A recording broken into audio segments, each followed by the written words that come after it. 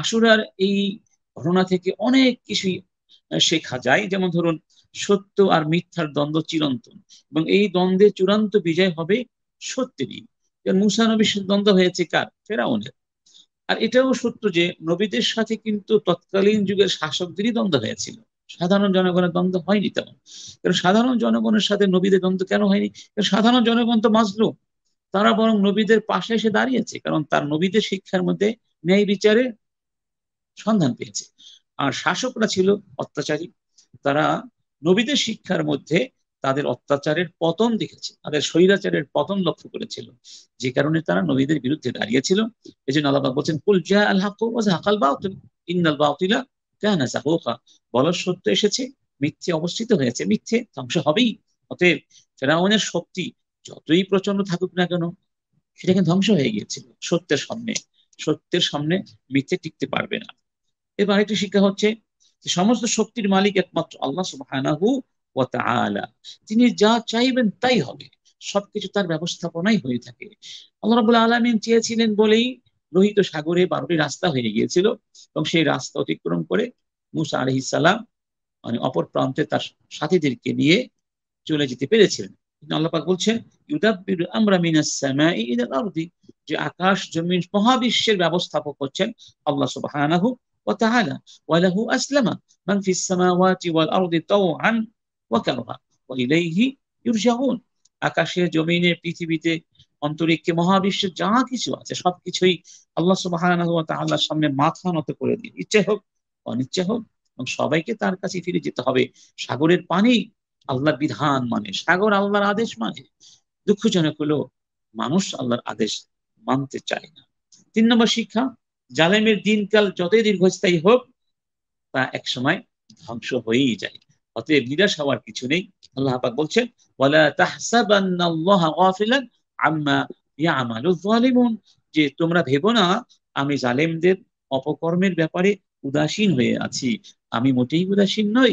ইন্নামা ইউখিরুহুম লিয়াউমিন তাশখাসু ফীহিল আবসার মুহতিঈনা মুকনিঈ রুউসিহিম লা ইয়ারতাদ্দু ইলাইহিম তারফুহুম ওয়া আফইদাতুহুম হাওয়া। আমি অবকাশ দিচ্ছি সেই কিয়ামত দিবস পর্যন্ত, যে দিবসে আল্লাহর গজব দেখে তারা হতবিহ্বল হয়ে পড়বে, এবং সেখানে তাদের কোনো ক্ষমতাই থাকবে না, তারা চোখ পর্যন্ত উঁচু করতে পারবে না। এই জন্য তোমরা নিরাশ হয়েও না, হতাশ হয়েও না। তারপরে আরেকটি শিক্ষা হচ্ছে যে মানুষ ইতিহাস থেকে খুব কমই শিক্ষা গ্রহণ করে। এগুলো ইতিহাস। ইতিহাস আমাদেরকে বলছে যে জুলুমের পতন হবে, অন্যায়ের নিপাত অবশ্যই নিশ্চিত। আল্লাহ পাক বলছেন, ফালিয়াউমা নুনাজ্জিকা বিবাদানিকা লিতাকুনা লিমান খালফাকা আয়া ওয়া ইন্না কাসীরাম মিনান নাসি আন আয়াতিনা লাগাফিলুন। ফিরআউন ফিরআউনকে আল্লাহ পাক বলেছিলেন, আমি তোমার দেহকে আজকে অর্থাৎ ধ্বংস থেকে বাঁচিয়ে দিলাম। অর্থাৎ ফেরাউনের সেই ডেড বডিকে আল্লাহ পাক সংরক্ষণ করার কথা বলছেন। কেন? যাতে করে মানুষ শিখতে পারে, উপদেশ গ্রহণ করতে পারে। তবে আল্লাহ পাক আফসোস করে বলছেন, আসলে বেশিরভাগ মানুষ এই নিদর্শনগুলো থেকে উদাসীন হয়ে যায়। তো একজন গবেষক বলছেন, হাদিহি জুসসাতু ফিরআউন ওয়া কাম ফিল আরদি মিন ফারাইনা, যে ফেরাউনের লাশ এখনো আছে, সেই লাশ, কিন্তু পৃথিবীতে এখনো অনেক ফেরাউন আছে, অনেক ফেরাউন আছে। তারপরে দেখুন, সময়ের কাজ সময় করা উচিত, অসময়ে করলে সেই কাজে কোনো লাভ নেই। ফেরাউনকে যখন সেই আহ, সাগরের ভিতরে সলিল সমাধিস্থ করে ধ্বংস করে দেওয়া হচ্ছিল, তখন সে কি বলেছিল? হাত্তা ইযা আদরাকাহুল গারাক ক্বালা আমানতু আন্নাহু লা ইলাহা ইল্লাল্লাযী আমানাত বিহি বানু ইসরাঈল ওয়া আনা মিনাল মুসলিমিন। তখন সে কিন্তু বলেছিল, আমি ওই আল্লাহর উপর বিশ্বাস গ্রহণ করলাম যিনি ছাড়া কোনো ইলাহা নেই, যাকে বনি ইসরাঈলরা বিশ্বাস করেছে। তখন তাকে বলা হয়েছিল, আল আনা আল আনা ওয়াকাদ আসাইতা ক্বাবলু ওয়া কুনতা মিনাল মুফসিদিন। এখন এখন তোমার সময় হলো, অথচ তুমি এই পৃথিবীতে অনেক ফাসাদ সৃষ্টি করেছো। তাহলে বোঝা গেল যে ইমান যদি সময় মতো গ্রহণ করা না হয়, যে কোনো কাজ যথাসময়ে করা না হয়, সে কাজটি কিন্তু আল্লাহর কাছে গ্রহণযোগ্য না।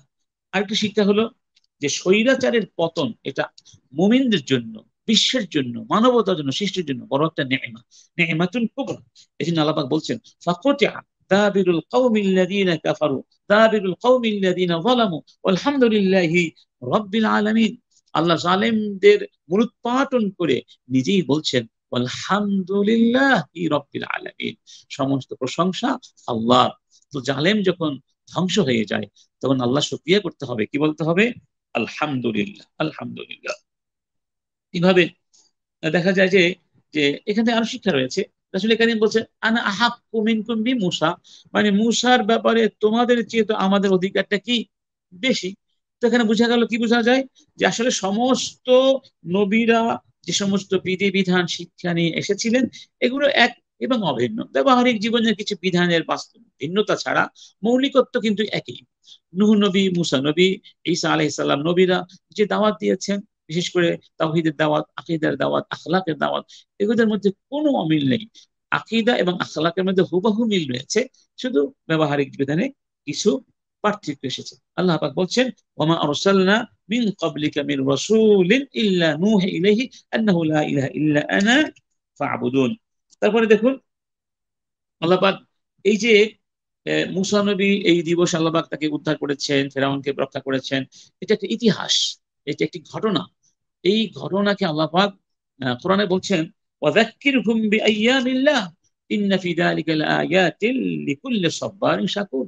ওয়াযাক্কিরহুম বিআইয়ামিল্লাহ, যে তুমি তাদেরকে আল্লাহর দিনগুলোর কথা স্মরণ করিয়ে দাও। তাহলে বোঝা গেল এই দিবসগুলো স্মরণ করা উচিত, যে দিবসগুলোর মধ্যে আমাদের শিক্ষা রয়েছে। তারপরে শুকরিয়া, আল্লাহ শুকরিয়া করা ফরজ। তিনি কেন সিয়াম পালন করেছেন? শুকরিয়া করার জন্য। আমরা হয়তো অনেকে মনে করি যে আলহামদুলিল্লাহ বললে শুকরিয়া হয়ে যায়। তাহলে বোঝা গেল না, শুকরিয়া করার আরো অনেক পদ্ধতি আছে। ইবাদতের সিয়ামের মাধ্যমে শুকরিয়া আদায় করা যায়, সলাতের মাধ্যমে শুকরিয়া আদায় করা যায়। ওলামা একরাম বলছেন যে আল্লাহর শুকরিয়া করার জন্য 5টি জিনিস রয়েছে। একটা হলো আল খুদু লিল মুনআম, অর্থাৎ যিনি নিয়ামত দান করেছেন তার সামনে মাথা নত করে দেয়া, আনুগত্য স্বীকার করা। ওয়াহুব্বুহু, তাকে ভালোবাসা। 3 নম্বর ওয়াল ইতিরাফ বিনিআমাতি, ওই নিয়ামতের স্বীকৃতি দেয়া। 4 নম্বর আসসানাউ আলাইহি, নিয়ামত দাতার প্রশংসা করা। 5 নম্বর আল্লাহ তুসরাফান নিআমা ফিমা ইয়াকরাহুল মুনআম, অর্থাৎ নিয়ামত দাতা যে নিয়ামত দিয়েছেন ওই নিয়ামতকে নিয়ামত দাতার ইচ্ছে মতো ব্যবহার করতে হবে। ওই কাজে ব্যবহার করা চলবে না যে কাজে ব্যবহার করলে নিয়ামত দাতা অসন্তুষ্ট হন। যেমন হাত বলুন, পা বলুন, চোখ বলুন, মনন বলুন, সবই তো আল্লাহ নিয়ামত। এই নিয়ামত গুলো যদি আমরা আল্লাহর নাফরমানিতে ব্যবহার করি তাহলে এর চেয়ে বড় অকৃতজ্ঞতা আর হতে পারে না। নিয়ামত দাতার নিয়ামতকে নিয়ামত দাতার বিরুদ্ধে ব্যবহার করা। অতএব কি করতে হবে? শুকরিয়া করতে হবে। এই জন্য ইবনুল কাইয়িম রাহিমাহুল্লাহ তিনি বলছেন মাবনাদ্দিন আলা কায়দাতাইন, অর্থাৎ ইসলামের ভিত্তি হলো দুটো জিনিস, আয-যিকরু ওয়াশ-শুকর। একটি হলো আল্লাহর জিকির আর একটি হলো আল্লাহর শুকর।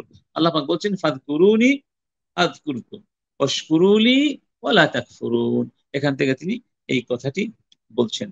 এভাবে আরো অনেক শিক্ষা আছে। মুখালাফাতুল ইয়াহুদি ওয়ান নাসারা, ইহুদি এবং খ্রিস্টান তাদের জীবনধারা রয়েছে, সেই জীবনধারার সাথে মুসলমানদের জীবনধারা এক হতে পারে না। তাদের মৌলিক বিশ্বাসের সাথে আমাদের কি থাকতে হবে? পার্থক্য থাকতে হবে। তারা এমনকি সিয়ামের মতো বিষয়, তারাও সিয়াম রাখছিল, আমরাও সিয়াম রেখেছিলাম, সাহাবী রেখেছিলেন। যেহেতু একদিনে হয়ে যাচ্ছে, সিমিলারিটি দেখা যাচ্ছে, তখন রাসূল কারীম বলেছিলেন আরেকদিন তোমরা বাড়িয়ে রাখো। এই যে দেখুন, মানে সময় সময়ের যে সাদৃশ্য, যুগপৎ, এই সাদৃশ্যটুকু ইসলাম পছন্দ করে না অমুসলিমদের সাথে। কি জন্য 3 সময়ে নামাজ পড়া হারাম করা হয়েছে? কারণ ওই 3 সময় সূর্য পূজারীরা সূর্যের পূজা করে, কিন্তু ওরা তো সূর্যের পূজা করে, আমরা তো আল্লাহর ইবাদত করি। ওদের সাথে তো আমাদের সাদৃশ্য নেই। হ্যাঁ, এই সময়গত সাদৃশ্য এতটুকু ইসলাম মেনে নেয়নি, কারণ এই সাদৃশ্য আমাদেরকে তাদের সাথে অন্য সাদৃশ্যের দিকে টেনে নিয়ে যেতে পারে। তো আজকের মুসলিম বিশ্বের অবস্থা থেকে কি মনে হয়? আজকের মুসলিমরা কি ইসলামের উপরে আছে? বেশিরভাগ মুসলমানদের জীবন আচার, চাল চলন, খাওয়া দাওয়া, সবকিছুর ক্ষেত্রে দেখা যায় অমুসলিমের আধিপত্য চলছে। তাদের পোশাক আদি, তাদের চিন্তাধারা, তাদের রাজনৈতিক দর্শন, তাদের জীবন দর্শন, এগুলো নিয়ে এখন মুসলিমরা খুব আনন্দিত বোধ করে, গর্বিত বোধ করে। এটা মুসলিমদের পতনের পূর্বাভাস, বা এটা পতনই বলতে পারেন। অতএব যদি আমাদেরকে সত্যিকার অর্থে মাথা উঁচু করে দাঁড়াতে হয় এবং যদি আল্লাহর পক্ষ থেকে সাহায্য পাওয়ার যোগ্যতা অর্জন করতে হয়, যে সাহায্যের মাধ্যমে আমরা নিজেরা নিষ্কৃতি পাবো, উদ্ধার পাবো জালেমদের জুলুম থেকে, স্বৈরাচারীদের স্বৈরতন্ত্র থেকে, তাহলে এই আদর্শ অর্থাৎ এই পথে চলে আসতে হবে। ইহুদি, খ্রিস্টান, অমুসলিমদের, খোদাদ্রোহীদের জীবনধারা থেকে আমাদের জীবনধারাকে পরিবর্তিত করে ইসলামের আলোয় আলোকিত হতে হবে, তাহলে আল্লাহ পাকের পক্ষ থেকে কি আসবে? সাহায্য আসবে।